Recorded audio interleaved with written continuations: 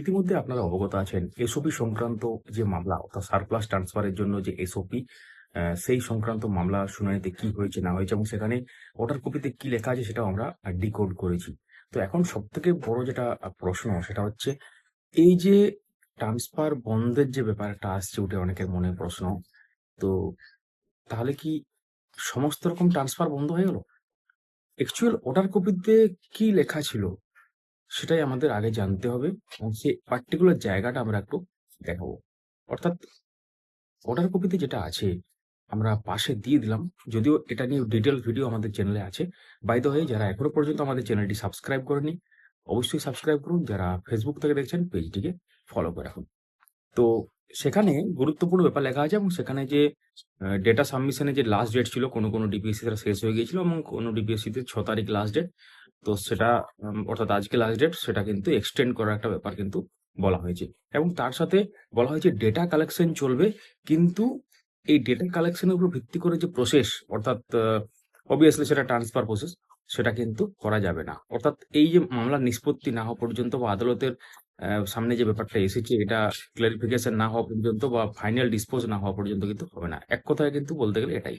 তাহলে যারা উচ্চশিক্ষা পোর্টালে আবেদন করেছেন, অনেকেই আছেন উচ্চশিক্ষা পোর্টালে আবেদন করেছেন শিক্ষক-শিক্ষিকারা। বিশেষ করে যারা বিভিন্ন জেলাতে অনেক বছর ধরে কর্মরত, দূরবর্তী জেলাতে, তারা উচ্চশিক্ষা পোর্টালের মাধ্যমে এপ্লাই করেছেন নিজের জেলায় যাওয়ার জন্য। কারণ স্বাভাবিকভাবে ৫ বছর হয়ে গেছে জেনারেল ট্রান্সফার এবং জেনারেল ট্রান্সফারের আন্ডারে আপনারা জানেন অর্থাৎ সেলফ ইনিশিয়েটেড ট্রান্সফারের আন্ডারে মেডিকেল গ্রাউন্ডও একটা ব্যাপার আছে।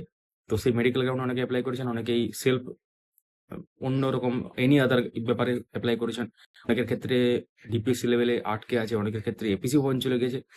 তো আবার অনেকের ক্ষেত্রে এসআইএনডি আটকে আছে। কোনো জায়গা থেকে বলা হচ্ছে যে রেশনালাইজেশন প্রসেসটা কমপ্লিট হলে তারপর করা হবে। তো যদিও আ এখন যেটা বড় প্রশ্ন সেটার দিকে আমরা যাই। সেটা হচ্ছে উচ্চশিক্ষা পোর্টালে আবেদন যারা করছেন তাদের ক্ষেত্রেও কি এটা বন্ধ থাকবে? যদি অর্ডার কপি অনুসারে বলা হয়, অর্ডার কপিতে কোথাও এই ধরনের ব্যাপার লেখা নেই। অর্ডার কপি তে যেটা লেখা আছে সেটা হচ্ছে যেটা সারপ্লাস ট্রান্সফারের জন্য বা রেসলাইজেশন এর জন্য যেটা ডেটা কালেকশন হচ্ছে সেই ডেটা কালেকশন চলবে, কিন্তু ডেটা কালেকশন এর উপর ভিত্তি করে যে প্রসেস সেটা কিন্তু এখন করা যাবে না। অর্থাৎ ট্রান্সফার এখন করা যাবে না। অন্য ধরনের কোনো ট্রান্সফার নিয়ে এখানে কিন্তু কোনো ব্যাপার লেখা নেই। তো ডিপার্টমেন্ট চাইলে বা নির্দিষ্ট লেভেলে এসআই অফিস বলুন বা সেটা ডিপিএসসি বলুন বা ডিআই স্যার বলুন, চাইলে প্রসেস করতেই পারেন।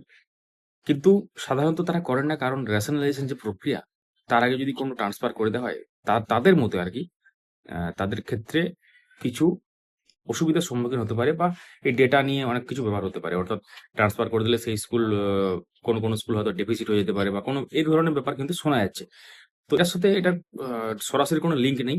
উচ্চশিক্ষা পোর্টালে আবেদনকারীদের জন্য যে আবেদন, অ্যাকচুয়ালি আবেদনকারী মানে যারা আবেদন করেছেন শিক্ষক-শিক্ষিকারা, তাদের আবেদন প্রসেস বা আপনারা জানেন যে এসআইএন থেকে ডিপিএসসি, ডিপিএসসি থেকে এপিসি এবং তারপরে নির্ধারিত জেলা যাবে, তারপরে নির্ধারিত তাদের অ্যাপ্লিকেশন প্রসেস করার ব্যাপারে অর্ডার কপিতে কিচ্ছু লেখা নেই যে প্রসেস করা যাবে না, এমনটা কিন্তু লেখা নেই। চাইলে করতেই পারেন। তার মানে সরাসরি কোনো লিঙ্ক নেই। শুধুমাত্র সারপ্লাস ট্রান্সফার রিলেটেড কেস হয়েছে। এটা কোনো উচ্চশিক্ষা পোর্টালে জেনারেল ট্রান্সফারের কেসও নয়। সেইজন্য দুটো ব্যাপার সম্পূর্ণ আলাদা। এখন নির্দিষ্ট ডিপার্টমেন্ট বা অথরিটি চাইলে করতেই পারেন। তো আপনারা যেখানে আপনার অ্যাপ্লিকেশন যেখানে আটকে আছে সেখানে যোগাযোগ করুন, আমরা বলব। অবশ্যই সেখানে খবর নিন তারা কি বলছেন। আমরা অর্ডার কপিতে কি লেখা আছে এবং তার ভিত্তিতে উচ্চশিক্ষা পোর্টালে ট্রান্সফার আটকে থাকবে কিনা সেই ব্যাপারটা নিয়ে একটু আলোচনা করলাম, আমাদের যেটা মনে হলো। তো অবশ্যই মহামান্য হাইকোর্টের যে ফাইনাল জাজমেন্ট আসবে সেটার দিকে সবাই তাকিয়ে আছেন এই সারপ্লাস মামলার ক্ষেত্রে। তো অবশ্যই ভিডিওটি চারিদিকে ছড়িয়ে দেন, লাইক করুন এবং যারা ইউটিউব থেকে দেখছেন হাইপ অপশনটি কাজে লাগান। যারা ফেসবুক থেকে দেখছেন পেজটিকে ফলো করে রাখুন। অবশ্যই কমেন্টে জানাবেন যে আপনি উচ্চশিক্ষা পোর্টালে কবে এপ্লাই করেছেন এবং আপনার অ্যাপ্লিকেশন এখন কোন পর্যায়ে আছে। এসআই পর্যায়ে আছে, ডিপিএসসি পর্যায়ে আছে না এপিসি পর্যায়ে আছে না আপনার ট্রান্সফার হয়ে গেছে। ধন্যবাদ।